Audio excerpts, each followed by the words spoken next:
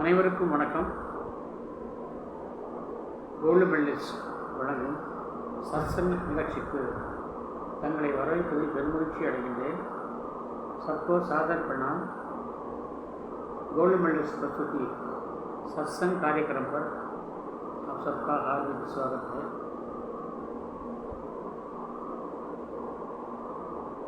நேயர்களே,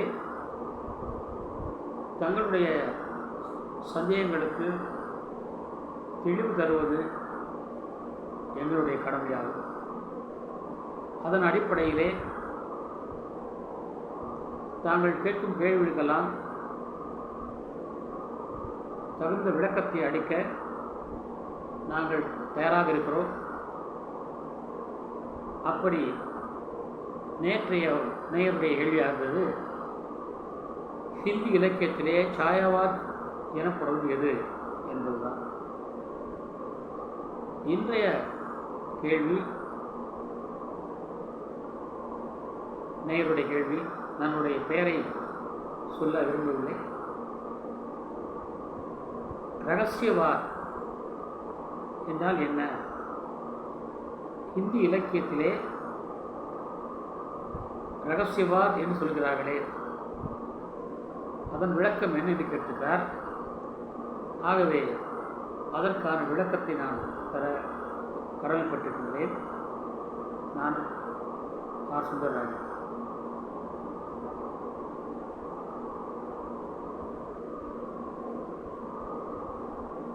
இயற்கையினுடைய ஒவ்வொரு அசைவிலும் ஒவ்வொரு நிகழ்விலும் மனிதத்தன்மையை காண்பது, அதை தன்னுடைய படைப்புகளிலே கருவாக வைத்து காவியம் படைப்பது சாயாவாத் என்று அழைக்கப்படுகிறது. நேற்று நாம் விவாதித்தோம்.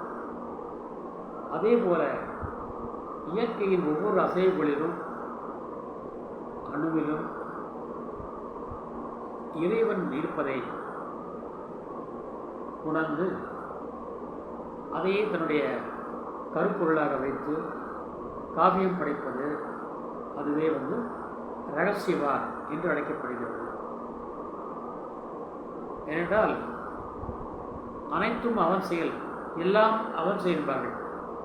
தமிழில் ஒரு சொல்நடை உண்டு, எல்லாம் அவன் செயல், எல்லாம் அவன் பார்த்துக் கொள்வான் என்பது இந்தியாவிலே பகவான் சப் தேக்லேகா, பகவான் சப் தேக்லேகா என்பது நமது நாட்டிலே உலகி வருகின்ற மிக பழமையான ஒரு பழமொழியாகும். அதற்கு என்னவென்றால், அனைத்தும் அவனாலே, ஆவதும் அழிவதும் அனைத்தும் அவனாலே என்ற கொள்கையோடு வாழ்ந்து வருவதால் நாட்டிலே குறைகள் இருந்தாலும் அவை நிறையாக கொள்ளப்படுகின்றன. குறை வந்தாலும் நிறை வந்தாலும் அனைத்தும் இறைவன் செயலே என்று எண்ணிக்கொண்டால் நமக்கு வாழ்க்கை சுமையாக இருக்காது என்ற கருத்தில் சொல்லப்பட்டதுதான் இந்த சொல்வடை. அப்படி இயற்கையின் ஒவ்வொரு அசைவிலும் இறைவன் இருக்கின்றான் என்ற கருத்தோடு, என்ற கருப்பொருளோடு காப்பியம் படைத்தல், அதுவே ரகசியவாத் என்று அழைக்கப்படுகிறது. ஹிந்தியிலே சொல்லப்போனால், प्रकृति के हर कार्यकलापों में, प्रकृति के हर कार्यकलापों में जीवात्मा परमात्मा को देखना रहस्यवाद है. प्रकृति के हर कार्यकलापों में जीवात्मा परमात्मा को देखना रहस्यवाद है. இதுதான் நம்முடைய பரிபாஷா டெஃபினிஷன். ஆக இயற்கை தான் நமக்கு அனைத்தும். நான் நேற்றே சொன்னேன், இயற்கை எதனால் சொல்லப்படுகிறது. இறைவன் தான் இயற்கை, இயற்கை தான் இறைவன் என்று கருதப்படும் நமது நாட்டில் இந்த கருத்தோடு காப்பியங்கள் படைக்கப்பட்டன. அப்படி படைக்கப்பட்ட காப்பியங்கள் தான் ரகசியவாதி காவியம் என்று அழைக்கப்பட்டன. உதாரணமாக கபிதாஸ் அவருடைய வரிகளை பார்ப்போம். ஒரு பெண் குடத்தை எடுத்துக்கொண்டு நீர் எடுக்க, நீர் கொண்டு வர ஆற்றுக்கு போகின்றாள். ஆற்றுக்கு போய்விட்டாள். நீர் ஓடிக்கொண்டிருக்கிறது. நீரிலே குடத்தை வைத்தாள். அந்த நீரை குடத்திலே மூண்டு கொண்டாள். இப்பொழுது முண்ட பிறகு அந்த நீர் குடத்த நீர் ஓடுகிற நீரானது அது ஆற்று நீர் என்ற 2 பிரிவும் அடைகிறது. சரி, அந்த மண்குடம் அந்த காலத்தில் மண்குடம் தான். அந்த மண்குடம் எந்த காலத்தாலும் உடைந்து போனால் அப்பொழுது அந்த நீர், குடத்து நீர் ஆற்று நீரிலே கலந்து விடுகிறது. அப்படி கலக்கின்ற பொழுது இங்கே நாம் எது ஆற்று நீர், எது அந்த குடத்தில் என்று நம்மால் பிரித்து பார்க்க முடியுமா? அதுபோலத்தான் வாழ்க்கையும் என்கிறார் கபிதாசர். அவருடைய கருத்து பாருங்கள். ஜல்மே கும்பு, கும்பமே ஜல்ஹை. ஜலமே கும்பு, நீரிலே குடத்தை வைத்து அவள் எடுக்கிறாள். அப்பொழுது ஜலமே கும்பு, நீரை முண்டு விடுகிறாள். கும்பமே ஜல்ஹை, அந்த குடத்துக்குள்ளே தண்ணீர் விடுகிறது. பார் பீத்தர் பானை, பீத்தர் பானை அந்தர், வெளியேயும் தண்ணீர் ஆற்று நீர், உள்ளேயும் தண்ணீர் குடத்து நீர்.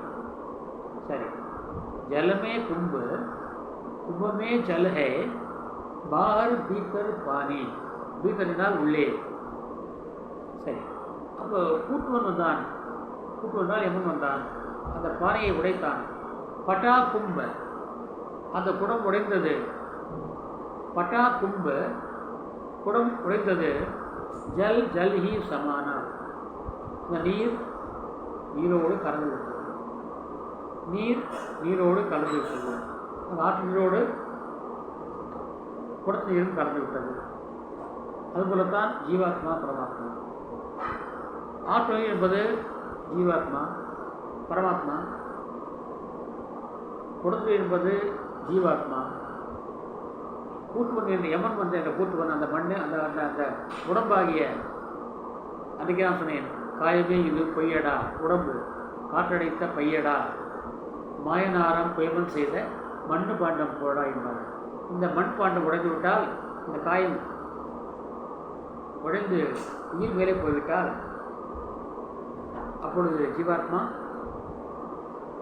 பரமாத்மாவோடு கலந்து விடுகிறது, இணைந்து விடுகிறது. அதுதான் இங்கே சொல்லிக்கிறார் கபிதாஸ் சொல்றார்.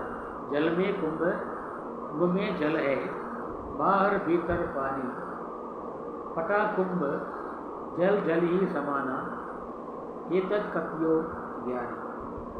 இந்த தத்துவத்தை உணர்ந்தவர் தான் ஞானி என்று அனைத்து மகான்களும் சொல்லியிருக்கிறார்கள். இந்த உடம்பு என்ற பானை, மண்பானை உடைந்து விட்டால், அதுதான் காவடி சிந்துலே ஒரு பாடல் இருக்குது. காவடி சிந்துலே நந்தவனத்திலோர் ஆண்டி, அவன் 4 மாதமாய் பியவனை வேண்டி. 4 மாதம் 6 மாதம், 4 6 10 10 மாதம். அவன் 4 மாதமாய் பியவனை வேண்டி கொண்டு வந்தானது தோண்டி. 10 மாதம் கழித்து அந்த குழந்தை கொண்டு வந்தான். கொண்டு வந்தானது தோண்டி, அதை கூத்தாடி கூத்தாடி போக்குடை சாண்டி. இந்த உயிர் ஜீவாத்மா ஆடி ஆடி கூத்து ஆடி ஆடி இஷ்டத்துக்கு ஆடி கடைசியிலே உடைந்து போகிறது. அதை போக்குடை சாண்டி, அதை உடைத்துவிட்டால் உயிர் போடுகிறது. அது மண்ணாகிறது, வெறும் சடலமாகிறது. அதுதான் கபிதாஸ் பாடினார். மாட்டி கஹை குமார் கோ तू क्या रौंदे मोगी एक दिन ऐसा होएगा मैं रौंदूंगी होगी. அந்த குயவனை பார்த்து மண் பிடிச்சாமா, குயவா குயவா நீ என்னை காலில் கூட மிதிக்கிறாயே, துவைக்கிறாயே. அவன் செய்வது அந்த மண் மிருதுவானால் பானை சொல்லி எளிமையாக இருக்கும். இதற்காக அவன் காலிலே போட்டு மிதிக்கிறான். எப்படி உழவன் வயலை உழுகிறானோ ஏரை, அதுபோல. ஆனால் அந்த மண் சொல்லிச்சாமா, நீ என்னை காலிலே போட்டு மிதிக்கிறாயா, எனக்கு ஒரு காலம் வரும், அப்பொழுது நான் உன்னை காலிலே போட்டு மிதிப்பேன். ஏனென்றால் இறந்த பிறகு சரளத்தை புதைக்கிறோம், அதன் மீது மண்ணை கொட்டுகிறோம். அப்பொழுது நம்மை அந்த மண் மிதிக்கிறது. முதல்ல நாம் மண்ணை மிதித்தோம், இப்பொழுது நம்மை மிதிக்கிறது. இதுதான் வாழ்க்கை தத்துவம். இந்த வாழ்க்கை தத்துவத்தை மகான்கள் இப்படி ரகசியவாத் என்று சொல்லுகிறார்கள். அதுவே ரகசியமாக வைக்கப்பட்டிருக்கிறது. இப்பொழுது ஒரு குழந்தை பிறப்பதற்கு 10 மாதம் என்று வைத்தியர்கள், டாக்டர்கள் நிர்ணயித்திருக்கிறார்கள். அதுக்கு மேலே போகாது. அதுக்கு முன்னால் வந்தால் வரும், அது வேறு. ஆனால் 10 மாதத்துக்கு மேல் குழந்தை வயிற்றில் இருக்காது, அது வெளிவந்துடும் என்பது அனைவரும் அறிந்தது.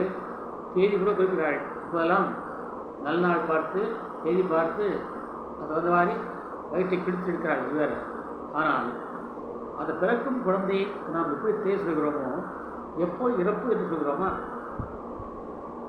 அது யாருக்காவது தெரியுமா? அந்த பிறக்கும் குழந்தை இறப்பது எப்போது என்று தெரியுமா? அங்குதான் இறப்பு தான் அங்கே ரகசியமாக வைக்கப்பட்டிருக்கிறது. இன்று போர் நாளை காணும் என்று சொல்கிறார்களா? அது தெரிந்தும் கூட மனிதன் என்ன செய்கிறான்? ஆட்டம் போடுகிறான். ஆட்டம் போட்டு அடங்கி விடுகிறான். ஆடாதடா மனிதா, நீ ஆட்டம் போட்டால் அடங்கிடுவே மனிதா என்று ஒரு பாடல் உண்டு. ஆனால் தெரிந்தும் கூட இறப்பு எப்படி என்று தெரியாத பொழுதே திருமூலர் சொல்வார், அடப்பண்ணி வைத்தார் அரிசிலை உண்டார், இடப்பக்குமே இறை உண்டது என்றார், கிடக்கப்படுத்தார் கிடந்து ஒழிந்தாரே என்பார் திருமூலர்.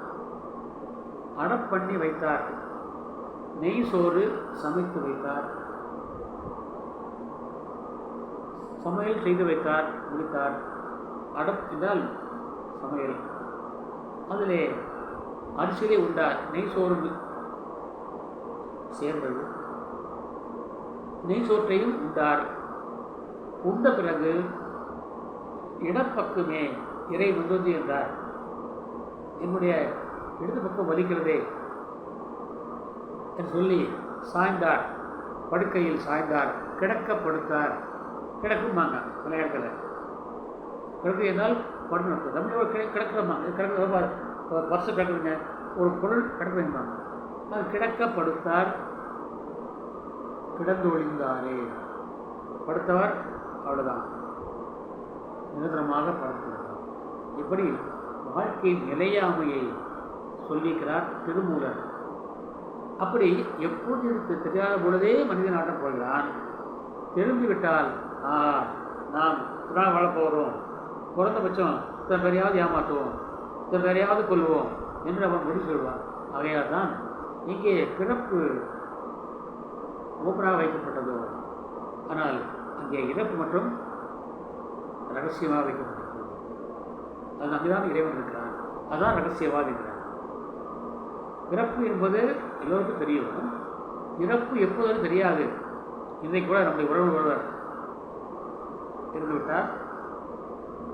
உலகிலே கருதி நான் செல்லவில்லை, என் வீட்டிலே எல்லாம் இது சந்திக்கிறார்கள். சிறு வயதுதான், எந்த வயதே கிடையாது.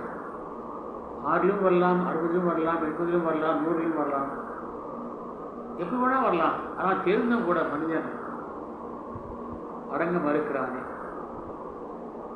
அதை நாம் அறிந்து கொள்ள வேண்டும். அப்படி ஜீவாத்மா அந்த பரமாத்மாவோடு ஐக்கியமாவதை உணர்ந்து கொண்டால் என்றைக்கும் நாம் நன்றாக இருக்கும். இதுதான் நம்முடைய முன்னோர்கள் பலவிதமான கருத்துக்களை வைத்தார்கள்.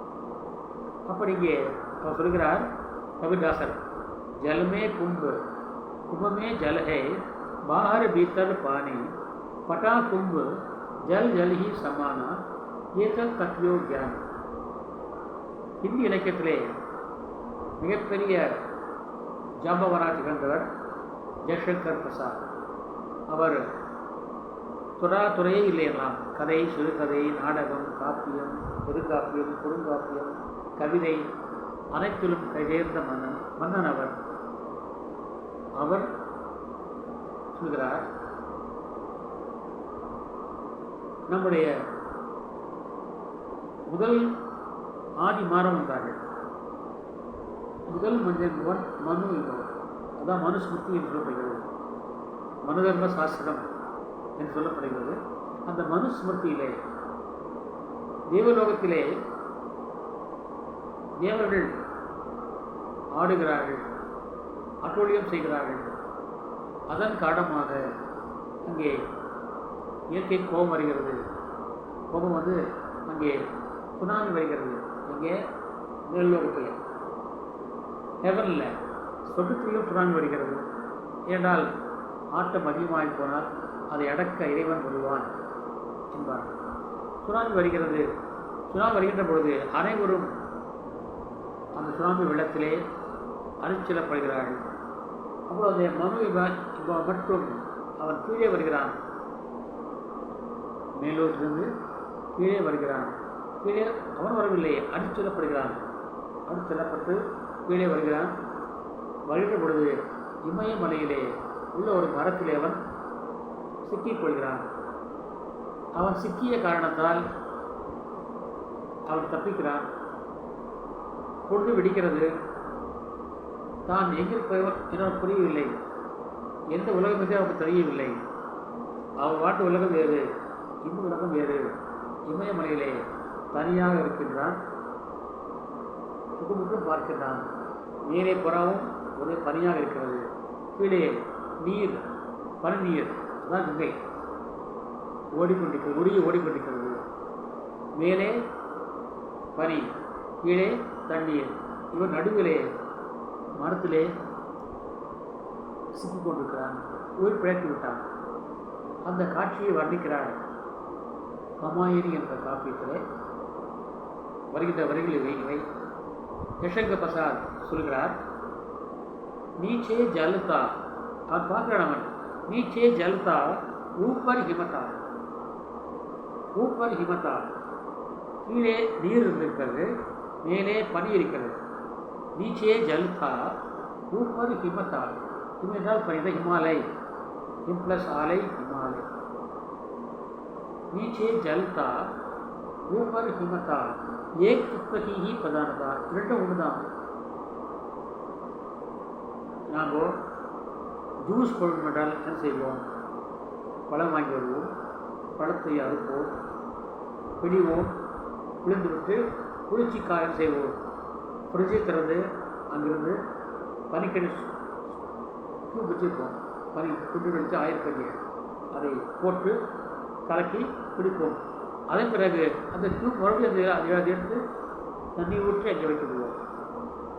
இதனால் கழித்து அந்த நீர் என்ன ஆகிறது? பனியாகிறது. வெளியே எடுத்தால் அதே பனி பனிக்கட்டி நீராகிறது இல்லையா? ஆக நீர்தான் பனி, பனிதான் நீர், நீர்தான் பனி, பனிதான் நீர். ஆனால் பனிக்கட்டி வந்து ஸ்ட்ராங்காக இருக்கிறது, நீர் வந்து லிக்விடாக இருக்கிறது இல்லையா? சொல்கிறார், ஏக்கு சரளதா ஏக்கு சகனதா, ஒன்று வந்து லிக்விடாக இருக்கிறது, இன்னொன்று ஸ்ட்ராங்காக இருக்கிறதா பனிக்கட்டி. ஏக் தத்வகி பதார்த்தம், ரெண்டும் ஒன்று தான். பனி உருகி நீராகிறது, நீர் உறைந்து பனியாகிறது இல்லையா? அனைவருக்கும் தெரியுது, நீர் உறைந்து பனியாகிறது, பனி உருகி நீராகிறது. ஏக் தத்வகி பதார்த்தம், ரெண்டுமே ஒன்று தான். உசே ஜட கஹும் யா சேத்தன், உசே ஜட் கஹும் யா சேத்தன். இது வந்து அசையும் பொருள் என்பதா அல்லது அசையா பொருள் என்பதா? ஜட் என்றால் அசையா பொருள், திட்டுவாங்க, ஜடமே அந்த காலத்தில் திட்டுவாங்க கிளாஸில். ஆசிரியர் திட்டுவாங்க, ஏடா ஜடமே பதில் சொல்கிறா இப்படி நிற்கிறேம்மா. அசையா பொருள் இம்மூவபிள் ப்ராப்பர்ட்டி, அதை வந்து ஜடம் சொல்லுவாங்க. ஏக் தத்தகி பதானத்தா உசை ஜடக்கவும் யா சேதன்.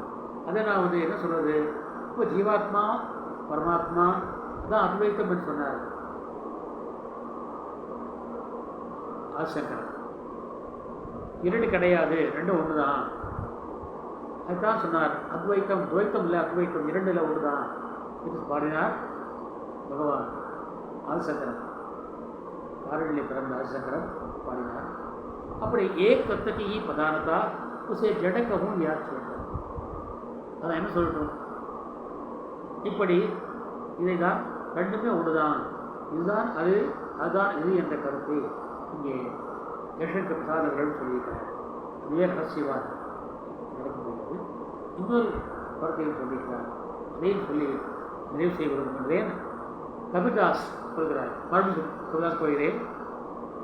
लाली मेरे लाल की जित देखो जित लाल, लाली मेरे लाल की जित देखो जित लाल, लाली देखन मैं चली मैं भी हो गई लाल, लाली देखन मैं चली मैं भी हो गई लाल.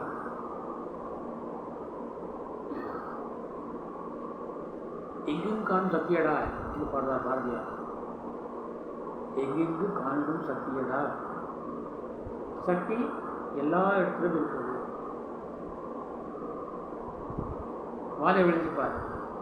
நீ இல்லாத இடமே இல்லை, நீதானே உலகின்றே அல்ல அல்ல வாழை சொல்லியிருப்பார். ஆக இவை எல்லாரும் சொல்லிக்கிறார். அது முஸ்லிமோ அல்லது இந்துவோ அல்லது கிறிஸ்டியனோ எல்லா இடத்திலும் இறைவன் இருக்கின்றான். எங்கும் இருப்பான், ஏகாதமூர்த்தி இருந்தார். அப்படி அந்த என்னுடைய இறைவன் இங்கே கவிஞர்கள் வித்தியாசமானவர்கள். ஒவ்வொரு கவிஞரும் இறைவனை ஒரு விதமாக அழைப்பார். பாரதியார் கண்ணனை முதல்ல தன் குழந்தையாக பார்க்கிறார். சின்ன ஜீருக்கிளியே கண்ணம்மா செல்வ களஞ்சியமே செல்ல களஞ்சியமே. இங்கே பாரதியார் குழந்தையாக பார்க்கிறார் பகவானை. அதே பாரதியார் இந்த இடத்துல காற்று வெளியீடை கண்ணம்மா நீங்கள் காதலி எண்ணி கழிக்கின்றே நீ எனதும் உயிர் கண்ணம்மா எந்த நேரமும் உங்களை போற்றுவேன். அவர் கண்ணம்மா என் காதலி என்கிறார் பாரதியார். கண்ணம்மா என் காதலி என்கிறார் பாரதியார். அதே நேரத்திலே எங்கிருந்தோ வந்தான் இடைசாதி நான் என்றான். மாடுகன்று மேய்த்திடுவேன், மக்களை நான் காத்திடுவேன். ஆகவே நீ எனக்கு வேலை கொடு என்கிறார். நான் உனக்கு பணிவிடை செய்வேன், சேவை செய்வேன், சேவகனாக இருப்பேன், உனக்கு நான் மந்திரியாக இருப்பேன், நன்றாக இருப்பேன், நண்பனாய் மந்திரியாய் நல்லாசிரியனுமாய் பண்பிலே தெய்வமாய் என்று பாரதியார் பாடுவார். கண்ணனை வந்து தன்னுடைய ஊழியனாக, தன்னுடைய சேவகனாக, தன்னுடைய காதலியாக, தன்னுடைய குழந்தையாக, கடைசியாக தெய்வமாக பார்க்கிறார். தெய்வத்தை பல வடிவிலே காண்கிறார் பாரதியார். அப்படி இங்கே கபீர்தாசர் தெய்வத்தை தன்னுடைய செல்ல குழந்தையாக பார்க்கிறார். லால் என்பார்கள் வடநாட்டிலே. நாங்கள் குழந்தையை ஏடா செல்லம், ஏடா தங்கம், ஏடா பொண்ணு என்று அழைப்போம் குழந்தைகளை. அங்கே வடநாட்டிலே லால் என்பார்கள். ஆவோ மேரே லால். அதனால் தான் ஜவஹர்லால் நேரு, மோதிலால் நேரு என்று இந்த லால் என்ற பெயர். லால் என்ற வார்த்தைக்கு பியாரா பேட்டா, அன்பான பொருள் என்று பொருள். இங்கே கவிதா சொல்கிறார், லாலி மேரே லாலுக்கு, என்னுடைய கண்ணினுடைய என்னுடைய செல்வத்தினுடைய பெருமை. லாலி என்றால் செம்மை, பெருமை எல்லா இடத்திலும் இருக்கிறது. என்னுடைய குழந்தையினுடைய இறைவனுடைய புகழ் எங்கும் பரவிக்கிறது. ஜித் தேக்கோ ஜித்தலால், ஜா தேக்கோ வஹா லாலை. நான் எங்கே காண்கிறனோ அங்கெல்லாம் என்னுடைய இறைவன் இருக்கிறார். லாலி தேக்கன மைச்சலி, அவனுடைய பெருமையை நான் பார்க்க போனேன். வாலி தேக்கன மைச்சலி, அவனுடைய பெருமையை நான் பார்க்க போனேன். மைபி ரோயிலால், நானும் அவன் அந்த குழந்தையாகவே ஆகிவிட்டேன். பரமாத்மாவை தேடி போகிற ஜீவாத்மா கடைசியிலே ஜீவாத்மா பரமாத்மாவோடு கலந்து விடுவது, ஒன்றாக கலக்கிறது. அதுதான் நம்ம அமரத்துவம் என்கிறோம். மீண்டும் இரவா பதவியை அடைவது, அதான் பதவி என்கிறார். வீடு பேர் என்பார்கள்.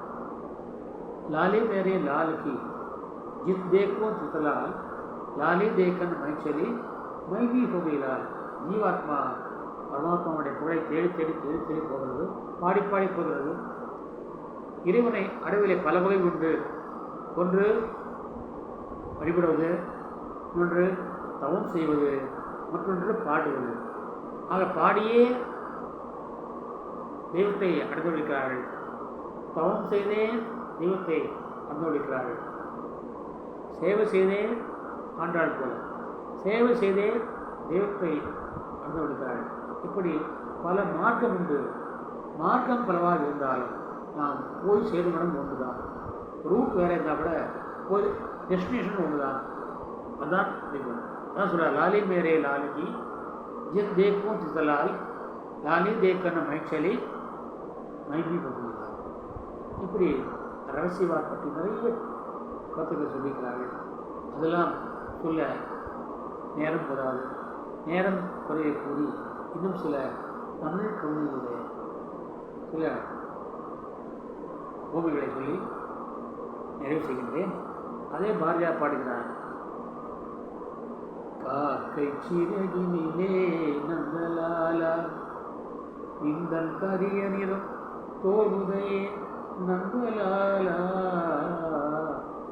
காக்கை சிறகினிலே நந்தலாலா, பார்க்கும் மரங்கள் எல்லாம் நந்தலாலா. இந்தன் பச்சை நிறம் தோடுதையே நந்தலாலா.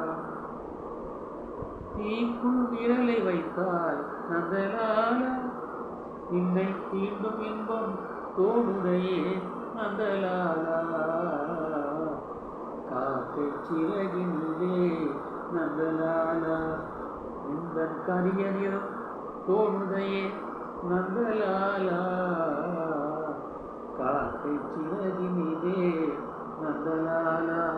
ஆக காக்கையினுடைய கரும்பிலே இறைவனை பார்க்கிறார், தீனுடைய சூட்டிலே இறைவனை பார்க்கிறார், மரங்களில் இறைவனை பார்க்கிறார், எங்கும் நேர்ந்திருக்கும் ஏகாந்த மூர்த்தியை பார்க்கிறார். அதே கருத்து விளக்க வந்த கவியரசர் கண்ணதாசன். மலர்களிலே பல நிறம் கண்டேன், திரு மாலவன் வடிவம் அதில் கண்டேன். மலர்களிலே பல மனம் கண்டேன், திரு மாலவன் வடிவம் அதில் கண்டேன். மலர்களிலே பல நிறம் கண்டேன், திரு மாலவன் வடிவம் அதில் கண்டேன். மலர்களிலே பல மனம் கண்டேன், திரு மாலவன் பெருமை அதில் கண்டேன். ஆக இங்கே மலர்களுடைய மலர்களையும் அழகிலும் அதனுடைய மனத்திலும் இறைவனை பார்க்கின்றார் கவியரசர். இதுவும் ரகசியவாதி கருத்துக்கள். இப்படி நான் நிறைய சொல்லிக்கொண்டே போகலாம். நேரம் பற்றா என்பதற்காக நேரத்தின் சுமையை கருதி நான் இதை நிறைவு செய்கின்றேன். இதற்கு மேலும் விளக்கம் தேவைப்பட்டோர் எனக்கு எழுதினால் அல்லது சொன்னால், தகவல் சொன்னால் நான் மீண்டும் இன்னும் கொஞ்சம் உருவங்களை சொல்ல கடமைப்பட்டிருக்குன்னு சொல்லி நிறைவு செய்கின்றேன். நாளை ஒரு புதிய காரியத்தான் நேருடைய விருப்பம் என்னவோ நிறைய வந்திருக்கிறது. அதை பொருத்தமான பொறுப்பு எடுத்து தங்களுக்கு படைக்கின்றேன். அனைவரும் சப்ஸ்கிரைப் செய்யுங்கள், எங்களை வாழ்த்துங்கள், கமெண்ட்ஸ் கூறுங்கள் என்று கூறி நிறைவு செய்கின்றேன். அன்பை பரப்புங்கள், அன்பை பேணுங்கள். அன்புதான் உலக ஜோதி, அன்புதான் உலக மகாசக்தி. அன்பை பேணுவோம், அன்பை பரப்புவோம். வாழ்க பாரதம், வாழ்க வையகம், நன்றி. ஜெய் ஹிந்த்.